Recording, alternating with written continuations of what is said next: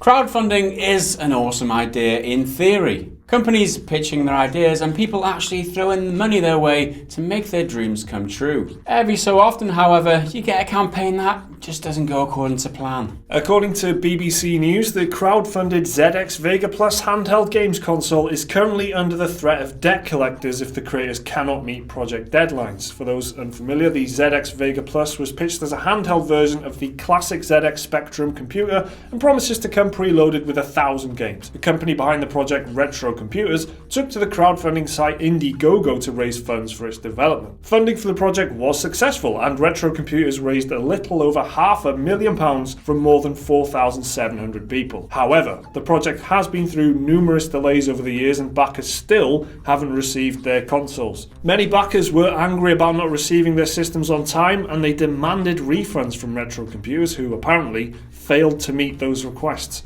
Retro Computers eventually said they delayed the console because they identified an improvement they believed was essential to improving the console's quality. The firm then announced the revised delivery date of February 2017, which they missed. Retro Computers said the release was being halted this time by two former company directors who owned some of the intellectual property involved. After yet another delay, IndieGoGo halted all further funding for the ZX Vega Plus and threatened to send in debt collectors if the company failed to deliver on its promises by the end of May 2018. Now, according to the BBC, the deadline has passed, but IndieGoGo has said it's willing to extend the deadline if Retro Computers can meet several conditions. If they want the deadline extended, Retro Computers must provide physical evidence of its readiness to deliver by the 5th of June, give an immediate refund to any backer who has requested one, and provide contact details for the person who is delaying the console being sent out. A spokesperson from IndieGoGo said, quote, "If these requirements are not agreed to, we will continue with the process of sending the project to collections, which has already begun, and we will immediately notify backers as previously discussed." Dr. David Levi of Retro Computers told the BBC he was determined to deliver,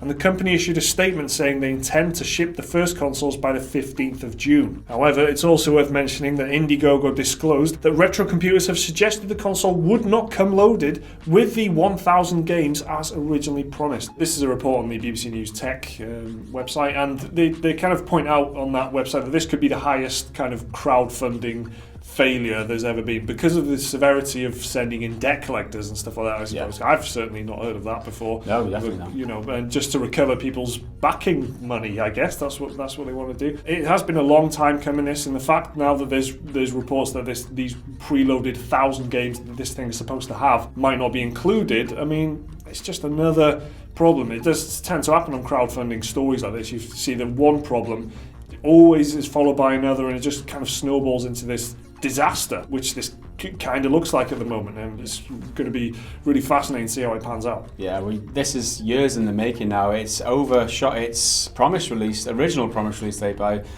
some years now. The thing is, we hear about games going into development hell. This is like a bit of hardware going into development hell. This is legal issues that they've had to iron out, rights to this and that. This is obviously, there's problems involved with this project, which is heartbreaking for me as a person who played the original Spectrum and loved all those games. I'm like the target audience, I'd have thought, for this. I wouldn't back it in on an IndieGoGo or something like this because I know how these things tend to pan out. I'd wait for the product to come to market before buying it, and if this does go to the debt collectors and people, doors are knocked on, this sets a bit of a precedent for these types of projects that go wrong, because like we said, we've never heard of this happen before, and maybe this will make potential pitchers or potential IndieGoGo offers or whatever you call it. Maybe it might cause second thought for people thinking, oh, hang on a minute, if we don't deliver on what we promise here, we might get debt collectors knocking on the door or whatever. I mean, it's interesting to see how it'll pan out, that's for sure, because one thing's for sure, it's not right that people have not been delivered with what they were promised. The money's been given over and they've not gotten what they've promised. So let's just hope that everything is resolved in the end and the shipments get made and people get to play bloody Chucky Egg again, damn it. The whole crowdfunding thing relies on goodwill and good faith, and this kind of thing is obviously damaging to that because people have put their money down a long time ago. They've been very patient waiting for this thing to come, and it's missed the deadlines that it's offered itself, saying, oh, we'll get this out to you by so-and-so date. Hasn't happened.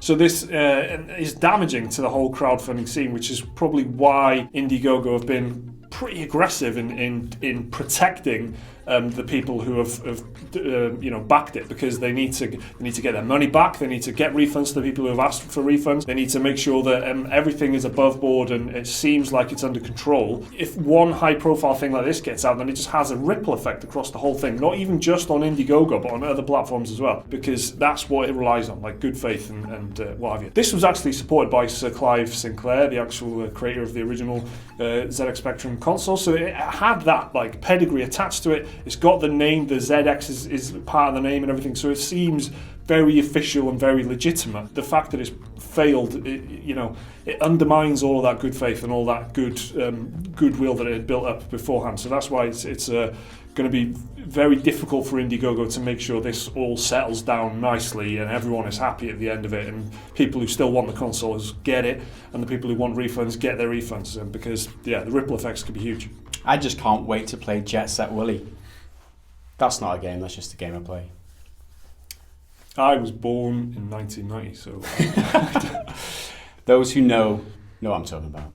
Have you ever backed a crowdfunding project and been disappointed, or has it turned out nicely for you? Let us know your experiences down in the comments below. Like the video if you've enjoyed it, subscribe if you're new around here, check out another one of our videos on the screen right there, support us on Patreon using that link. We'll see you again in the next video. Until then, bye for now.